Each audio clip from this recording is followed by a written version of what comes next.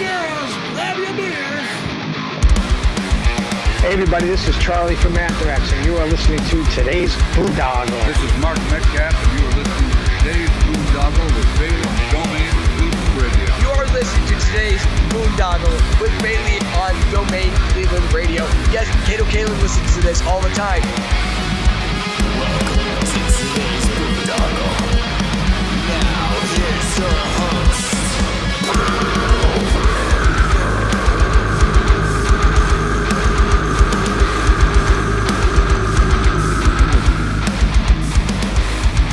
I am Monty Heath, so one Heath, and you are listening to today's Boondoggle. Hey, what's up? It's John from Skillet, and you are listening to today's Boondoggle on Domain Cleveland Radio. Fasten your seatbelts.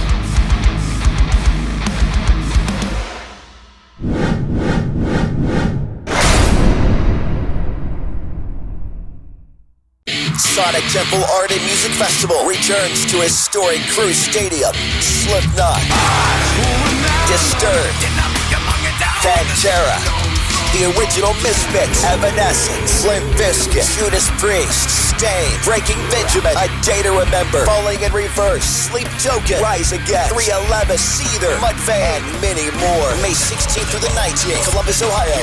Tickets on sale now at SonicTempleFestival.com. What's going on, everybody? It's Bill Bailey with today's Boondoggle. And a real quick housekeeping note, if you're watching us on YouTube or BitChute or Rumble or Odyssey, please hit that follow and subscribe button. And if you're listening to us on Spotify or Google or Apple, whichever podcast platform you utilize, please hit that follow and subscribe button so we can continue to bring you conversations like the one I'm bringing you today, man. We're headed all the way across the pond to Helsinki, Finland, talking with the guys from Blind Channel. What's going on, guys? All good. Great to be here. Thanks for having us. Yeah, dude. It's well, as we were talking before we went on, man, it's a pretty exciting time for you guys. I mean, you know, you guys have been making quite a name for yourself back home there, and then you're getting a chance to come here to the States in May. But like, you know, before we get into that, I usually like to ask a quick background. So do you guys remember originally what you wanted to be when you grew up? I think I had two career options. I always wanted to be either a member of a rock band or Spider-Man. And I think the rock band was more realistic, so I ended up being a musician. Yeah, I think when I was younger, I was more into sports like football and, you know, ice hockey, but that didn't work out so well. So now I'm just a dumb guitarist, you know. And like, when was it like that music kind of caught your attention, and who were some of your early influences?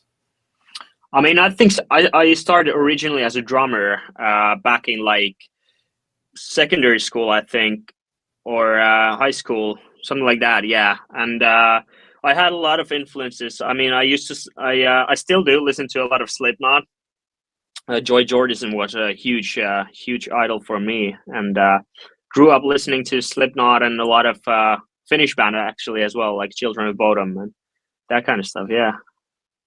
Yeah, for me, maybe the first ones, of course, like Metallica and that kind of stuff. But later on, it was more like Linkin Park, There Is Against Mars, Bullet for My Valentine, kind of like more metalcore stuff, maybe something like that. Yeah, usually guitar players, Metallica's the one that pulls you in, right? Yeah, so I've heard. Yeah. And you kind of mentioned Children of Bodom and stuff, but what was like the music scene like in Finland growing up? I mean, they're like, when we grew up, there was a lot of rock bands, I think, at least where I used to live. And like there were so many kids who listened to like Children of Bodom and like heavier bands as well. But I don't think the scene is that big here anymore. So it's kind of cool that so many kids here listen to us, because I think we're kind of starting a new wave of the whole rock thing back home.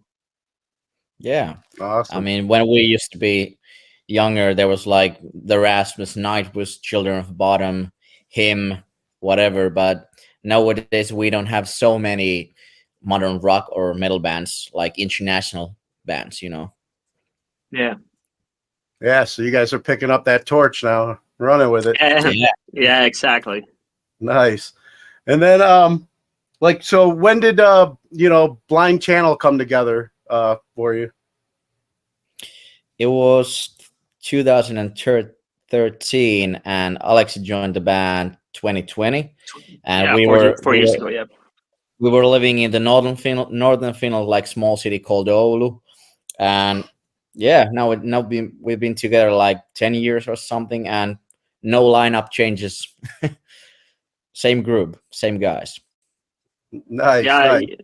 yeah. I think all the other. Well, I joined the band later, but all of the guys are like childhood friends almost, and our crew is actually as well. Like a lot of people who tour with us are like our childhood friends or from the same hometown as the band, as well. So it's kind of cool to live this kind of a dream with your friends. Yeah, I got that vibe a little bit watching your the diaries that I was on your YouTube channel. Yeah, and that's so funny. I heard the same kind of story from I Prevail when we toured with them in Europe, and they had some of their like original friends on their crew at the moment still. That's awesome. That's awesome. And then like what like who came up with the name Blind Channel, and what's like the meaning behind it for you guys? I think it was our other singer Nico who came up with the name, and it was like basically, when we were younger, there was like MTV, there was a lot of like music videos, like rock bands, Linkin Park, 30 Seconds to Mars, that kind of stuff. But at the end of the day, it ended up being like Blind Channel, like only Jersey Shore, Teen Mom, and that kind of TV programs, no music videos anymore. So it's basically Blind Channel. Something like that was the story. Yeah. Gotcha. And then like we were talking about earlier, I mean, you guys have built quite a name for yourself over there in Europe and in the UK. What was where was the band at, and like what was taking place for you guys in 2020 when the world shut down? I mean, the band had just released the third album called Violent Pop when the COVID hit. Basically, no plans in the future because everything got canceled. I actually joined the band when the pandemic started, and we just went to the studio. We had so much time to prepare, like what's next for the band, kind of build a new chapter. And then we made a song called Dark Side, which really blew up here and other parts of the world as well. So that's kind of where the new era of the band started. Yeah. And would you say like I mean, where a lot of people were like, there's a lot of uncertainty and they were thinking like they might not ever get to, do anything. Like you guys sound like you guys that was like a rebuilding phase for you.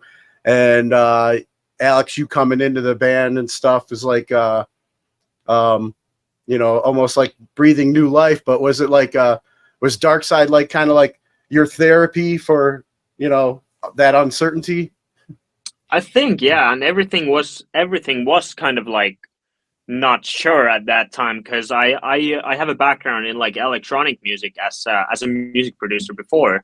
So when I joined the band, we all were kind of like getting to know each other, like music wise again. And I think you, like Joonas, can tell more about it, the other guys as well. That was a totally different era for the band as well. Yeah, and when the whole pandemic hit, we all were so frustrated because we just released our third album, Violent Pop, and everything got canceled. No shows, no festivals, everything was canceled, and we were so frustrated. So maybe that was the first spark to the song Dark Side, yeah, because you didn't get out and like really support and push Violent Pop, which I that's a funny name in itself, like I guess describing you're setting your own genre up kind of with that. It kind of tells what the sound is about. It's like there's so many elements of like pop music in our stuff, but still very heavy. It's a violent kind of like aggressive like metal music. So I think Violent Pop is a really cool term. I think you guys started it like when the band started. It's very early like term, but we kind of Yeah. just stuck up with it. Yeah, and I mean, some people have been saying that you're like metal boy band, like Backstreet Boys of the metal scene. That was like Yeah. an insult at first, but then we're like, okay, we take that. Like, maybe we are cute boys, but we like to play heavy music. Yeah. Yeah, I was reading that too about you guys being the Backstreet Boys of the metal scene out there. Yeah. But so I mean, but Dark Side ended up like you said, kind of like really sparking new life and into the band. And I guess you guys won like best song in the Emma Awards over there, which is like your Grammys. Yeah. Yeah. It was a big song, and also the most streamed song of the year. It was funny because the song really like got big here, and the whole thing was so much stuff happening back here, like big tours and that kind of stuff. So we needed something to kind of keep us grounded, and we actually landed a tour with From Ashes to New, which was our like first US tour in early 22, and that kind of kept us humble, and kind of like we saw when we first hit like our US tour, we were like, okay, there's still a lot of stuff to like work on, because we weren't big at all in US. So that was kind of kept us humble. That's really cool. Yeah, but then when was that? Like, what time frame was that?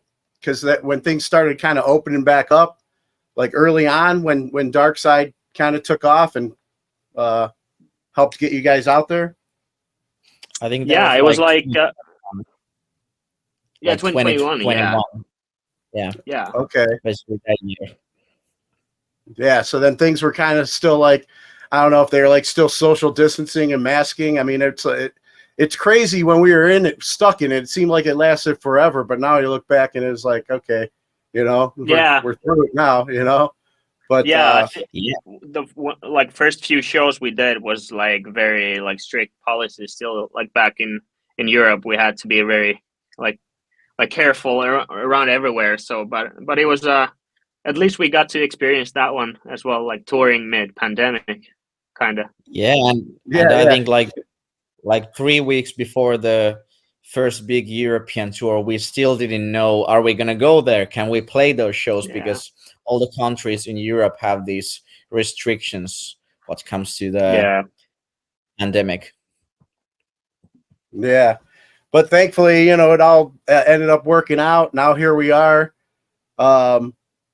Still alive. Still alive. You guys have been playing quite a bit since then. Life on the road has somewhat gotten back to, I guess, as normal as life on the road can be. Yeah, I think like since we got back on the road like fully, we've played like 240 shows, I think, in the past year and a half. So we've been touring a lot, but it seems to be going really well because we still have a lot of work to do, and we need to spread our music. So touring is the best way to do that. So we're touring this year basically all the time as well. Yeah, and we love playing shows. Yeah. And then, I mean, so a lot in Europe you guys have going on, but I know you're playing the Sonic Temple Music Festival here in my state, Ohio, in the States, with the Danny Wimmer Festival coming up. Is there is there a U.S. tour also in the works, or you're just coming over for the festivals? Yeah, there's a tour. Yeah, go ahead, Jan. Sorry. Yeah, actually, there's news coming tomorrow about the tour in the North America. So yes, there will be, but you will hear more tomorrow. Okay. I can't get the exclusive here today, huh? Just need to wait a bit. All right. So for fans out there that anybody new listening that are interested in checking it out and want to hear what's going to drop, where should they be checking?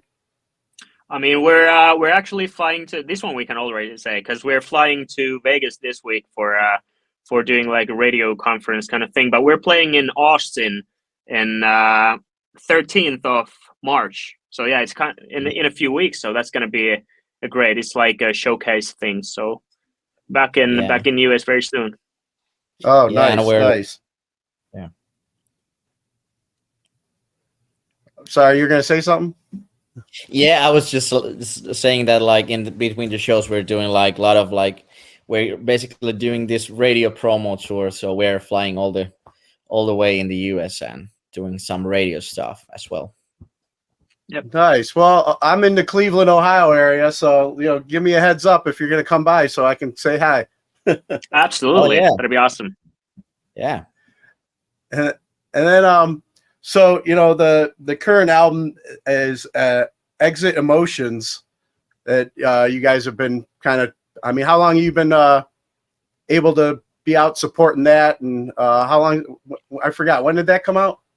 It's coming out this Friday, actually, so it's a busy release week for us, but we're happy. All right. We're so happy to finally get it out because we finished it last summer, so we've been kind of sitting on it for the past half a year. So yeah, feels good to finally get that one out. Definitely the best album we've ever done, and it's also like definitely the heaviest one we've done so far. So that's very cool. Okay, yeah, I was able to get an advance listen to that. I thought it was already out, but no. Okay, yeah, cool. Good stuff. What was the inspiration behind the name of the album? The album was actually called Exit Emo first, but we ended up changing it to Exit Emotions. It was kind of our singer Nico came up with the idea because we wanted our music and kind of our shows to be a way to exit emotions, for our fans to like forget everything that's going on in the world, and kind of the music to be a safe space for, even though the album is super heavy. So we ended up calling it Exit Emotions, which I think is pretty cool. And then Deadzone is was one of the videos I was checking out earlier today. It's the one of the top singles from it, I guess, currently. Yeah. And then what was like the message and inspiration behind that song? I think that was the song we were writing actually in Los Angeles with songwriter Johnny Andrews, who's been working love with like American rock radio songs like #1 hits, and he brought us the first demo of the songs, and we loved it, and then we just wanted to make a brilliant rock song which sounds like Blind Channel, and it ended up being like that, and we really love it. Yeah, it seems to be going really good in the US as well. A lot of like radios are catching up on that song. So yeah, that song is definitely one of our favorites as well, and it seems to be going super strong live as well, which is awesome. Yeah, I got that feel, and the video seemed like a really good time till the party poopers, Yeah, exactly. Exactly. Yeah. And Karen. And Karen, yeah. Yeah. You guys know about Karen over there too, huh? She's all over the of place. course. It's trending worldwide. And then one of the songs, another one. Well, I think the most recent video that I was checking out was "Die Another Day," and it's like, man, I'm glad I'm older now, because that really was getting me in my feels in my teenage angst days. I was feeling that, but who's like the guest vocalist on there, Rory? Yeah, she's like a British songwriter. We worked with her for a couple songs to the album, like a couple other songs as well. She's doing amazing. Like kind of her own stuff is like a bit punk rock, kind of super energetic, but still mixture of pop and rock. And she's doing amazing. And she's an amazing songwriter. And we were like, once we were finishing Die Another Day, we were like, okay, we need a feature for this song. And we were thinking, okay, who have we worked in the past that we really like as an artist as well? And she was the one that crossed our mind, and we were like, okay, well, this is like obvious. We should just ask her. And she really liked the song, and it ended up being super good song. And like you said, like it's definitely hits in the feels. Even when the song, even though we've heard the song like a million times, when it was like released, all of us were like tearing up. So it's definitely one of those timeless songs for us. Yeah, because it's like I'm a dad too, so I'm just like imagining, my kids listening to it, and like I remember, like for me, like growing up, it was like 9 Inch Nails and stuff like that after breakups, Yeah. would get me, and I'd be like, all right, I don't want to make a permanent decision on a temporary feeling though either, Yeah. Yep. But Yeah, maybe Blind Channel for is a thing for the kids that they listen to when they break up now. Yeah. And then another song I like that I got to hear. I don't think I didn't see a video for it yet, but I was really digging the Wolves in California. Awesome. You want to talk a little bit about that? Yeah. I mean that's quite a banger of a song, but what was the inspiration for that song? I think the inspiration was since it was our first time writing with other people, and we were in LA, and so it was kind of like Finnish guys in America writing rock music. So it was kind of like wolves. Yeah, we're like wolves in California. And funny story was because the band Fever 333, we have this vocalist called Jason, one of the songwriters on this song, and he was doing simply amazing stuff for this song as well. Yeah, and the whole song kind of there's a lot of stuff that like relates to Finland. Like there's a sentence that says like where I'm from, the sun don't rise at all, and it's kind of like giving a shout out to our Finnish roots as well as in a way, because there's a lot of that kind of stuff as well included. Really like the song, and like you said, it's a heavy one as well, so that's cool. Yeah, and now that you mentioned that Fever 333 was, that he was involved, they put on quite a show. Ever see them live? It's just like you don't know what that guy's going to do. You got to make sure all your insurance policies are checked out, before yeah, take the stage. Yeah, last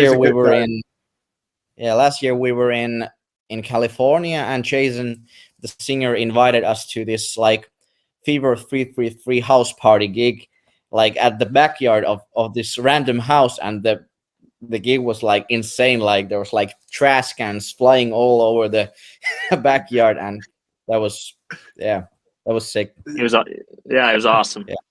Yeah, he does that same thing at music festivals. Yeah. We played a couple festivals with like on the same stage as them, and we're always watching like, holy shit. But at the same time, he's the most nicest guys in the industry, Jason. For sure. Yeah, I had a pleasure of talking with them this last year when they were at one of the Danny Wimmer festivals after they got off stage, and it was just like you see all that craziness on the stage, and you come off, and it's just like, hey, what's up, man? How you doing? Yeah, exactly. Yeah. But speaking of the Danny Wimmer Festival, like once again, you guys will be here in the States in May in Columbus, Ohio for the Sonic Temple Festival. You guys have played a few festivals over there in Europe, but this is your first Danny Wimmer Festival here in the States? Yeah. That's Welcome to Rockville and Sonic Temple. They are like our first American rock festivals where we're playing, and we're really looking forward to those shows. And the lineup is it's just crazy. Yeah, it's crazy. Yeah. You get to see every single band you want to see ever, so it's awesome. Yeah, I mean, I look forward to them myself because like I'm older now, so I don't like to hit a show every other night like I used to back in the day here. I mean, when they do come through Cleveland, so it's just like I'm one of those guys. Like I'll blow my load in one weekend, I guess, with the big music festival, and be good for, till the next one. Absolutely, that sounds awesome. But the Danny Wimmer festivals, man, always a great time. I've always enjoyed them. Had a great time there, and all the bands I talk to seem to get treated very well, and definitely enjoy it. So looking forward for you guys to have that experience here coming up. Absolutely, yeah, it's gonna be awesome. And then like other than that, I know the other news gets to drop tomorrow. I'm a day late, but or a day early or whatever. But what other goals do you guys got lined up for yourself for this coming year? I mean, it's going to be a busy year for us. The album release for sure keeps us busy, and we're doing a big European headline tour in like starting end of the March, which is actually ending up like the last show of the tour is in our home country, Finland. There's this big arena, so we're playing our like second arena show ever. So that's going to be amazing, really, really big one for us. Then touring in the States that we're going to announce very soon, and maybe going to Japan for the first time ever as well. So it's going to be a busy spring for us. Nice, man. Couldn't think of a better way to spend it, right? Yeah, exactly. Absolutely. And then for any of the fans out there or any listeners that are kind of like new and want to pick up the album when it comes out on Friday, like will it be in the stores or just mostly go online? Where would you send them to pick it up at? Yeah, of course from online, and of course you can pre-order and order the album and buy the album from the online store as well. And I'm not sure from the stores in the North America, but probably is, since we're at the Century Media, which is label here over there in North America as well. Yeah, you can. Our website has a link for every we have a lot of like different vinyls which have been a big success. So those are on our website as well, and yeah, it's gonna be awesome. Yeah, and I'm assuming then if for the people that don't order online or whatever, if they get a chance to see you guys live, you'll have some on hand there too, right? For sure, I think so. Yeah. Awesome. And then I know we got to get ready and wrap up because you guys got to jump on another interview real quick. But I wanted to ask a couple questions that I normally ask guests that I have on. Who are 3 people who've inspired you and you can credit for making you the person you are today? Ooh, Tough question. tough one. Mom, dad, and all the bullies in school. That's my answer. I'd say my parents as well, and then what else? Probably my sister as well. So definitely my family. Nice. And then what was your favorite toy as a child? Oh, Spider-Man figure. I actually still have it somewhere there. Like an action figure of Spider-Man. That was definitely my favorite one. Nice. Yeah. I have these like toy dinosaurs, like I don't know why they were so cool, but they were super dope. Awesome. Nice. And then are there any organizations or causes that you guys support and encourage others to check out? I'm sure there's a lot, but if I have to give a shout out to another band, I'd say shout out to Lost Society, who's like a sibling band for us from Finland as well. So definitely, if I had to shout out the band, I'd say them. I don't know. What about you, Joonas? If we're talking about the bands, I would say Electric Callboy, which is popping up in the North America as well. They are a really crazy live band and so funny guys, and yeah, entertaining band. I'm looking forward to checking them out too. They're on one of the festivals that's going to be in my area. I don't remember if it's Sonic Temple or if it's the Incarceration one, but I've definitely heard a lot and I've enjoyed their videos. So looking forward to seeing them live as well. Yeah. Well, I got more questions, but I know you guys got to get to other interviews and stuff. So we'll get ready to wrap up. But before I let you go, you guys mind doing me one last favor? Mind cutting up promo ID for the show? Just introduce yourselves, and you're listening to today's Boondoggle. Sure. All right, let's do it. Joonas, you want to start? All right. What's up? We are Blind Chill. My name is Joonas. My name is Alex, and you're listening to today's Boondoggle podcast. Awesome. Alex, Joonas, thank you so much, man. It's good talking with you guys, and look forward to seeing you guys in May at Sonic Temple. Awesome. Thanks for having us. That's it. All right. Take care. Take care. All right. Take care. Bye. Bye bye.